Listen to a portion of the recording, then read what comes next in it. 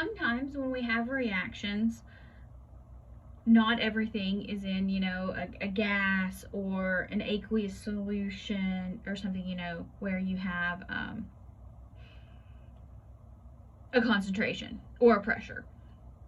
So if you have a reaction that has a solid in the equation, now we all know the concentration of a solid does not change because it does not expand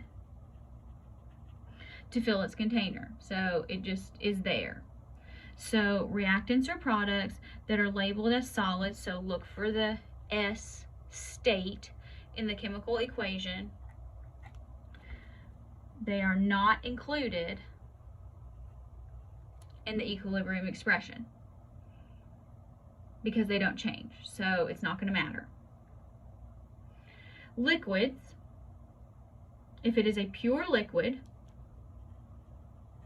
its concentration doesn't change.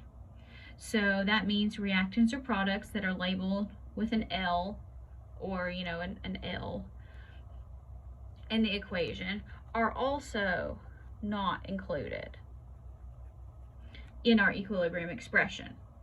So here, and this is kind of how I try to remember it, and I'm sure at some point I'm probably going to forget and put it in there anyway, but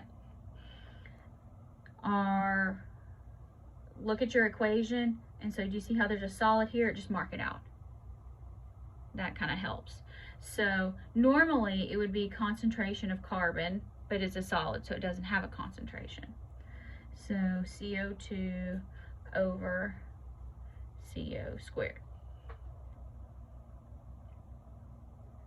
All right, now here we have gas. Just kind of check your phases. There's a liquid.